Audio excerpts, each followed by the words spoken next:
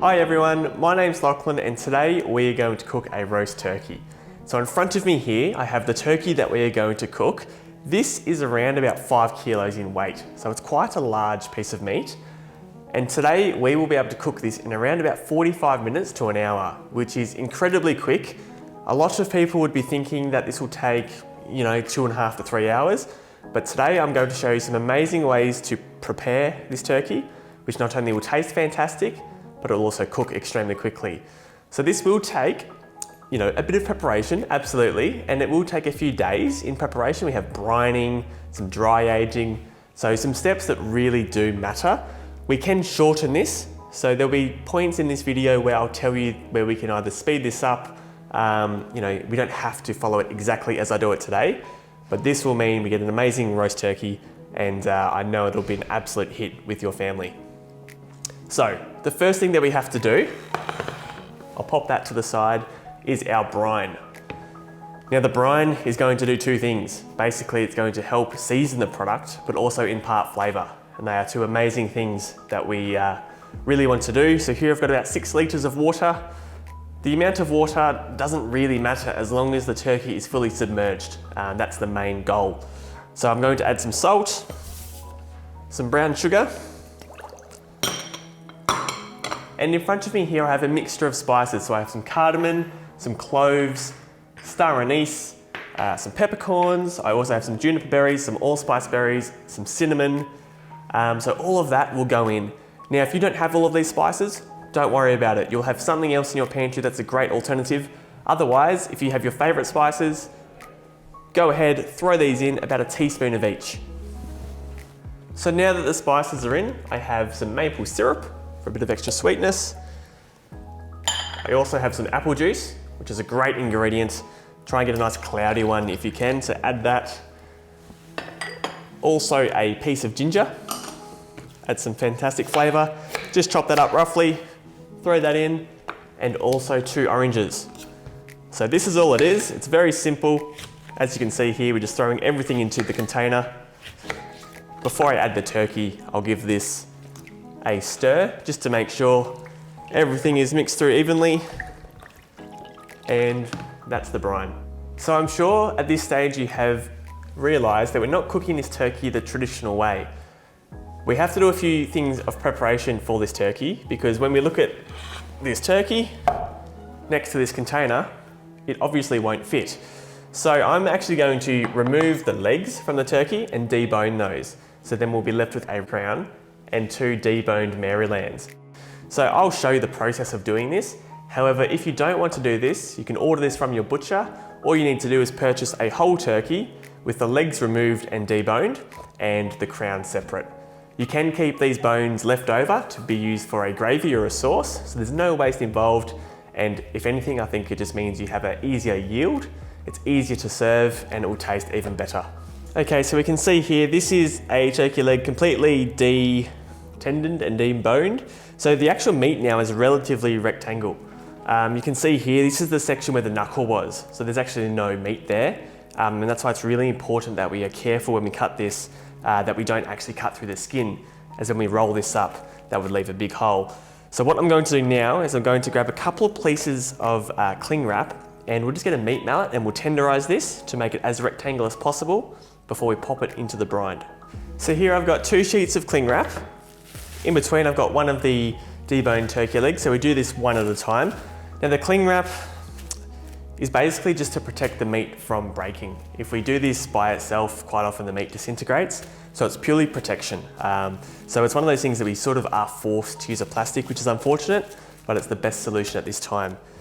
Now if you have a meat mallet, use the flat section. If you don't have a meat mallet like this, you can use a small fry pan and just whack it with that. So you will make some noise, but basically you want to get this meat as uniform as possible, a nice rectangular shape, because that will help us when it comes to stuffing and rolling this turkey leg later in the process. Perfect, so there we go. Nothing excessive involved there. It's a pretty quick, 20 seconds or so. And that's just made the meat slightly bigger, slightly softer, and now this can go into the brine. So do this for both pieces of the turkey leg. and then pop this into brine into your fridge. Now this, I would brine between 12 and 36 hours.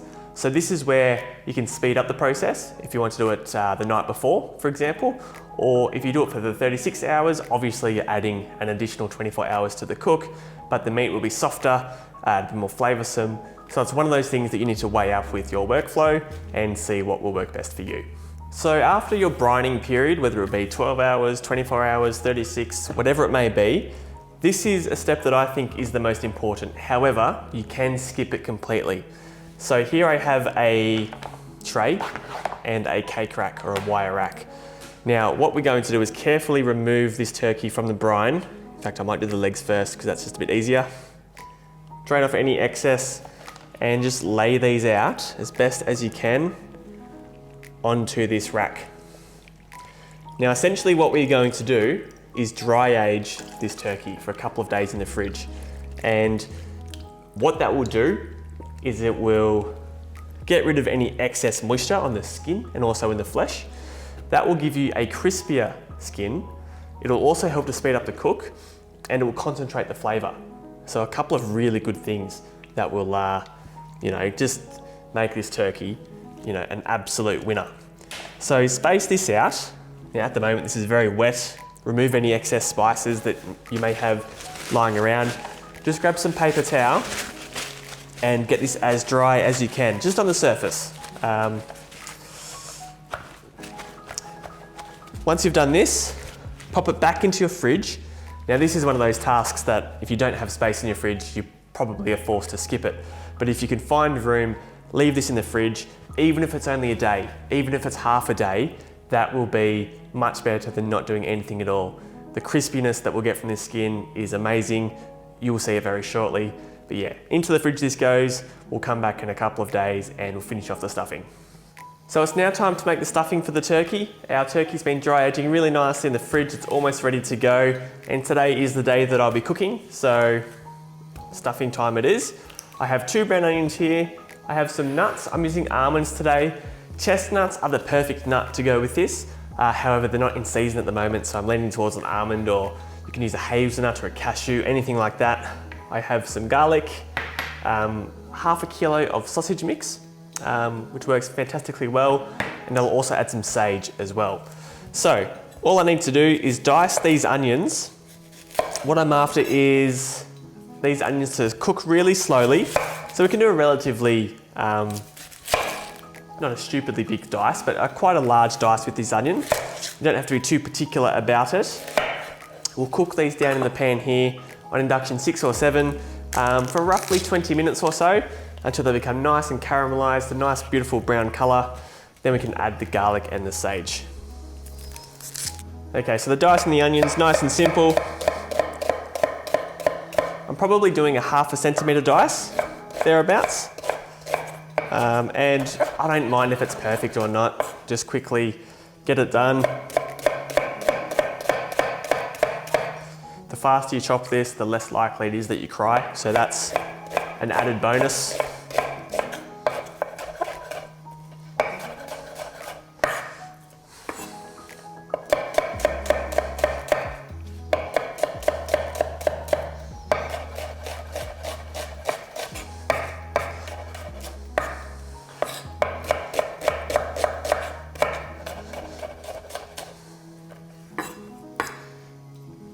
Excellent, this is nicely diced. I'm going to add a generous glug of oil. All of this onion will go in. So here we go, this is now, as I said, going to cook down for about 20 minutes or so. Once that's done, garlic and sage goes in. Also, if you can add a pinch of salt to this onion right now as well, that'll help to bring out some more moisture and cook it a little bit quicker. So you can see here we're getting some beautiful caramelization on these onions. So this is after about 5 minutes. I'm now going to add the garlic and the sage and cook it for another 5 or 10 minutes, and these onions will probably reduce in half of this volume, so they'll shrink down quite a lot. We'll keep this really nice brown color. This will give us fantastic sweetness and layers of flavor in the stuffing. So the onions are looking fantastic. Here I have a half a bunch of sage thereabouts, and I'm going to cut this up quite rustically as well. Obviously we want this reasonably fine, but this will wilt down in the pan. So I'll be pretty rough with how I go about it. Just go back the other way at least once, just to have it, you know, a relatively even size, but not necessarily super fine. Stir this through, and you should instantly get a really nice waft of that beautiful sage. Smells absolutely delicious. Excellent. So here I also have 2 cloves of garlic. So I'll give these a nice fine slice on the chopping board. Do one at a time. Once you've sliced them, go back with your knife and slide them across the chopping board. Basically, you want to almost turn this into a puree. And if you slice them fine enough the first time, this should start to make a puree quite quickly. There's always a few bits which are a bit stubborn, but here we have now a beautiful paste of garlic. Much better than a garlic crusher, I reckon. So that goes straight in as well. Once again, you'll get an amazing amount of smell coming from the garlic. So cook this down until it really reduces in volume till about a third or a half of what you saw of the onions before. And that is basically done for that part of the stuffing. So looking at these onions now, they look absolutely delicious. They've broken down, they're almost gone borderline mushy, but you can see we've got a beautiful deep colour, full of flavour. So now I'm going to turn this off. I'll chop the almonds or whatever nut that you choose to use. We'll stir this through, and we have to allow this to cool completely before we add the sausage mince, and then also before we place this into the turkey leg. So as I said, I'm just using almonds today, but any neutral nut is perfectly fine. Just run your knife through these. They don't have to be chopped up fine by any means, but just a way that is going to be easy to work with. If each nut gets chopped in half, that's sort of the perfect size. Alrighty, that's looking perfectly fine. Pick these up, add them to your pan with your onions. Just stir that through now. And this is where I like to transfer this to a bowl and place it into the fridge, just so it can cool down before we progress with the stuffing. Obviously, we don't want to add anything hot to a raw meat. It's not the most food safe thing to do. So give this at least 15 to 20 minutes in the fridge to cool down, or 30 to 40 minutes on the bench before we proceed. So whilst we're waiting for the onion mixture for the stuffing to cool, let's make the glaze for the turkey. So this is what we'll spread on top of the surface to make it look super shiny. It'll help us get better colour. So it's something that is worth definitely making. So here I have some soy sauce and some sherry vinegar. I'll pop these both into a pan. I'm also going to add some sage. I'm not going to chop the sage or anything. I just simply want it for the flavour. So about a quarter of a bunch or so goes in. Likewise with the thyme, I'll do the same thing. So that can go in. I have an orange here. I'm going to zest this straight in as well. And then finally, I've got 4 garlic cloves here, which once again, I'm going to crush just like I did for the stuffing. So firstly, slice them all up. And once they're sliced, I'll slide the knife and smush these against the chopping board. And basically for this glaze, we just want to have it so it's quite thick and it will coat the back of a spoon. So that way when we apply it to the turkey once it's hot and in the oven, it'll stick, and this will help to give us beautiful caramelization and help with the appearance and also the flavour.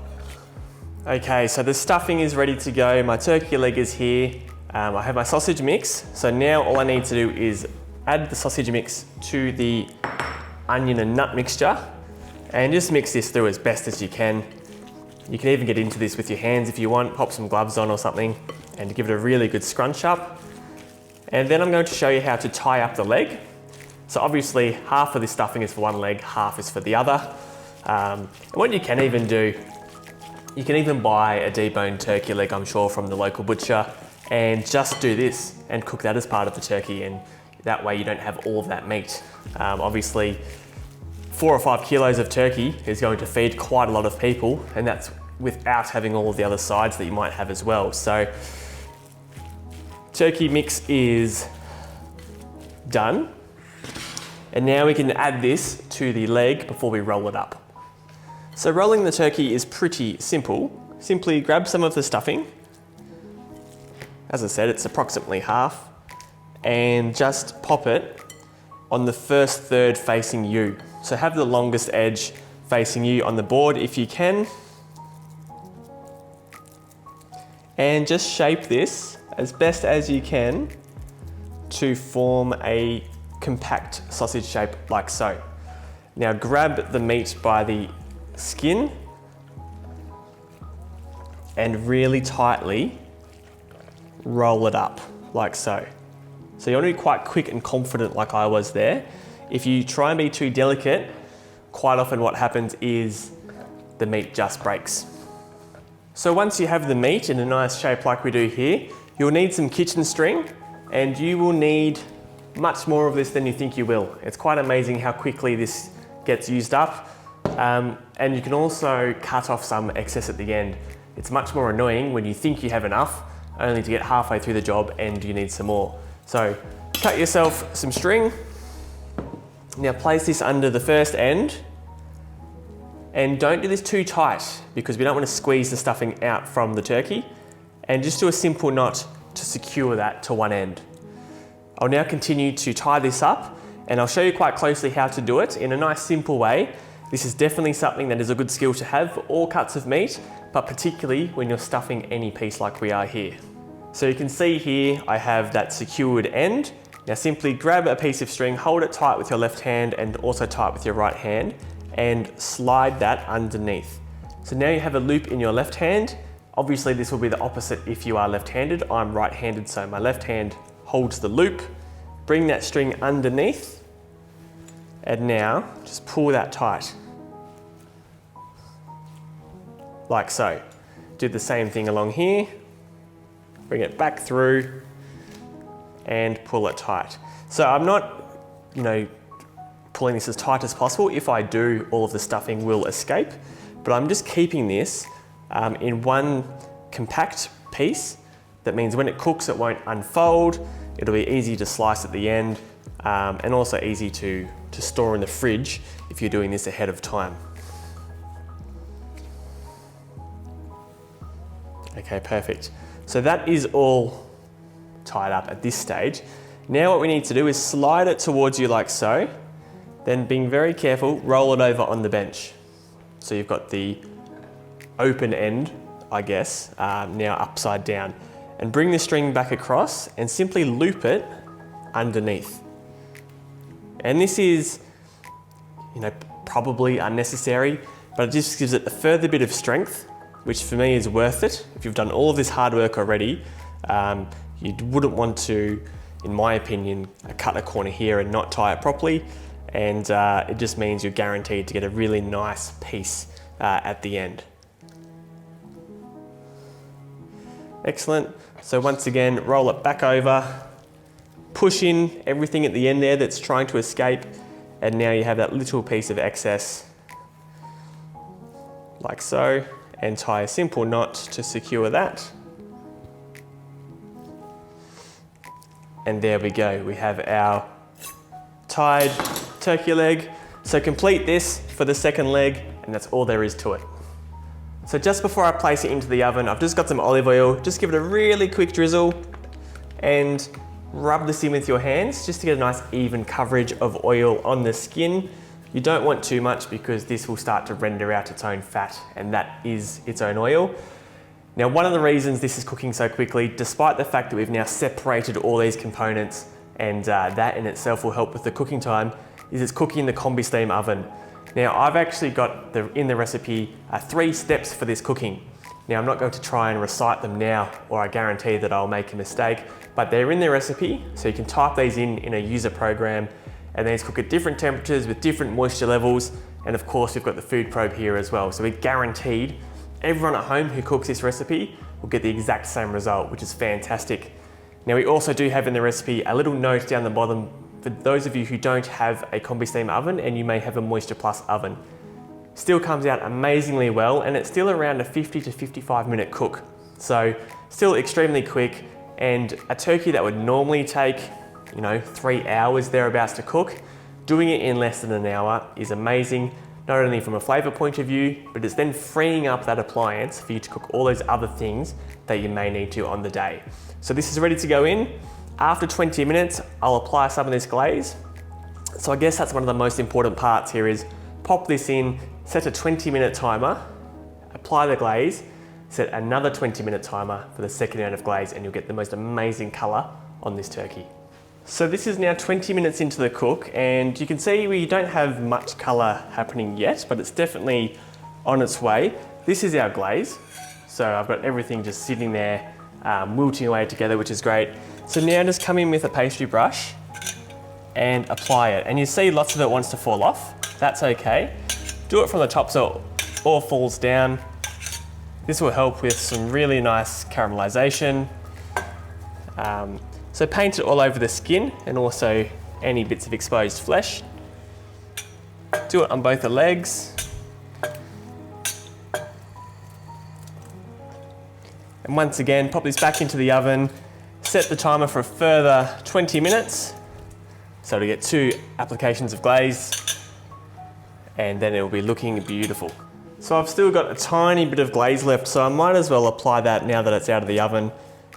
Get it looking really nice and glossy. You can see just how shiny this is making it look. And if you have some spare like I do, you might as well do this to make it look as great as you possibly can. Now the most important thing to do now is let this rest for at least 15 to 20 minutes. That will just give you the juiciest result possible. As soon as we cut this and the steam escapes, the steam is moisture, and that will give you a drier result. So if you can give this 15 to 20 minutes, that is ideal. Okay, so this turkey is beautifully rested now. You can serve this really however you want. I've just got some gravy to the side here, which I've made with all the bones. Normally what I like to do is just pick up this whole crown and just place it at the back of the serving dish, like so. And then I like to slice the legs. The legs are definitely the highlight. They've got so much more flavor in them. For me, it's a much nicer piece of meat, but a lot of people do like the breast meat as well. So I like to serve this on the table. That way, those who like the breast can carve as they go. Now simply just remove the string from this turkey. It can get quite tight, so it can be a little bit tricky, but just cut it off, and some of the meat will fall apart like it is here. That's okay. Be quite gentle.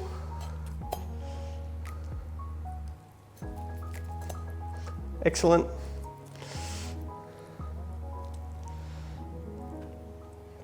Okay, and because we've got all that beautiful sausage meat in this leg, we can now just carefully slice it, and we should get nice medallions of this turkey leg. Beautiful. So when I pick up one of these pieces, I'll try and keep it together as best I can. You can see I've got a really nice round piece of meat there. The stuffing's in the middle. I've got all the nuts and all those beautiful flavors. So now, I just like to pick this up and simply lay it on this dish. Have it laid out so it's easy for all of your family to grab the pieces. Continue that with a second leg as well. So do the same with your second leg, scatter it alongside that first Maryland.